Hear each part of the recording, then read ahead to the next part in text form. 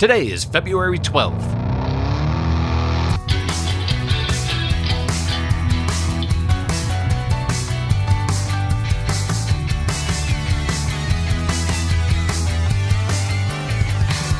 It's the 43rd day of the year, and this is the On This Day podcast.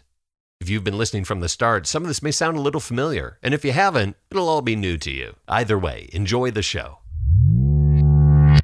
On this day in 1914, the groundbreaking ceremony for the Lincoln Memorial is held in Washington, D.C., and 1 year later, another ceremony is held to lay the cornerstone of the monument again on this day in 1915. On this day because today is the anniversary of Abraham Lincoln's birth in 1809. Abraham Lincoln, the 16th president, considered to be the greatest American president by a wide majority of Americans, and one of our nation's most eloquent orators. A few years after Lincoln's assassination in 1865, a statue of him is placed in front of City Hall in Washington, D.C., but there are calls for a memorial to the revered leader that equal his stature in the collective American consciousness. In 1867, a bill is passed in Congress to get the ball rolling on a monument, but due to insufficient funding and political opposition, plans for a memorial stall until 1910, when the Lincoln Memorial Commission is formally approved and funded. Designed by Henry Bacon and constructed primarily with Colorado Yule marble, the memorial is designed in the style of a classic Greek temple and features a 19-foot-high statue of Abraham Lincoln, made of Georgia white marble. The Lincoln Memorial is completed in 1922. And since then, it's been the site of countless speeches, marches, concerts, and protests. And in many ways, it's evolved into the main gathering point in Washington, D.C., where people come together to share ideas and speak truths at the feet of the great orator, Abraham Lincoln. Sal Mineo's big break comes at the age of 16 when he appears in the 1955 film Rebel Without a Cause as Plato, the troubled teen from a broken home, befriended by the disaffected loner Jim Stark, played by James Dean. At the end of the film, spoiler alert, Mineo's character is shot dead outside the Griffith Observatory in Los Angeles. 21 years later, Sal Mineo lies bleeding to death on the concrete outside his apartment in the West Hollywood neighborhood of Los Angeles, on this day in 1976. He receives an Academy Award nomination for Best Supporting Actor for his role in Rebel Without a Cause. It's the start of a promising career. He appears in films such as Giant, The Gene Krupa Story, The Longest Day, and he's nominated for a second Academy Award for his role in the film Exodus in 1960. But by the late 1960s and early 70s, Mineo's career is on a downward trajectory. He has a bit part in Escape from the Planet of the Apes, and loses out on the role of Fredo in The Godfather, despite having camped out on director Francis Ford Coppola's front lawn, or so the legend goes. In 1975, he returns to the theater where he's had success before, with the goal of re-establishing himself as a serious actor.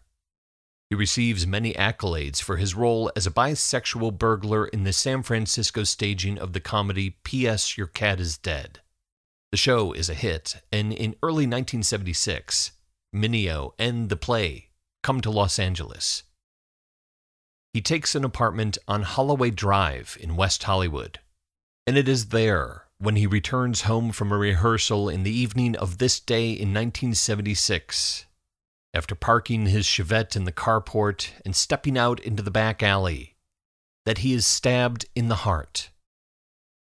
The perpetrator is a pizza delivery man named Lionel Williams, who's committed nearly a dozen robberies in the neighborhood.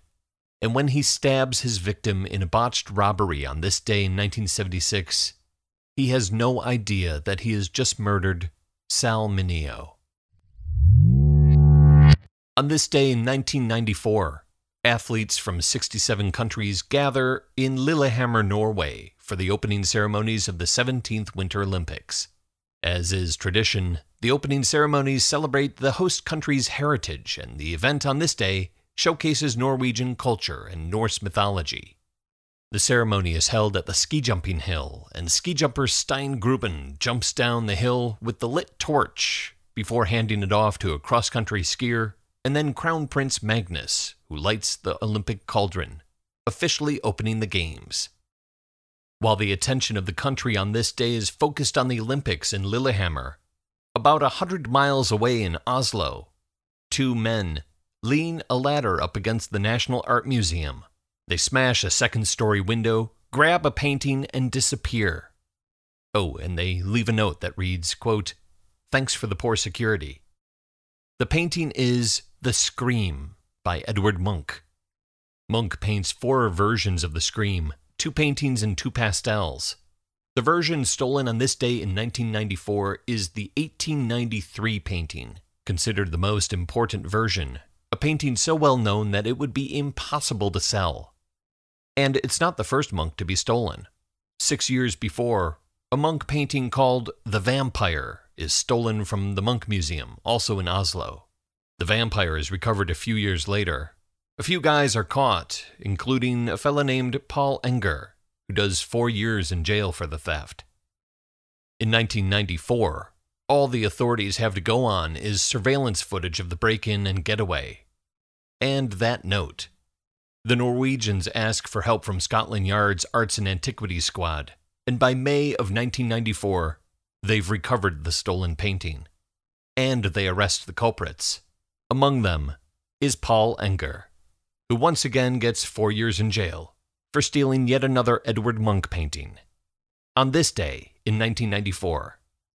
Oh, and 10 years later in 2004, a different version of the Scream is stolen from the Munch Museum in Oslo. A couple of guys walk in during the middle of the day and just take it off the wall and walk out. They're caught later too. So, 2 lessons. 1, museums in Oslo have terrible security. But 2, you just can't get away with stealing a Munch. There are 323 days left in the year.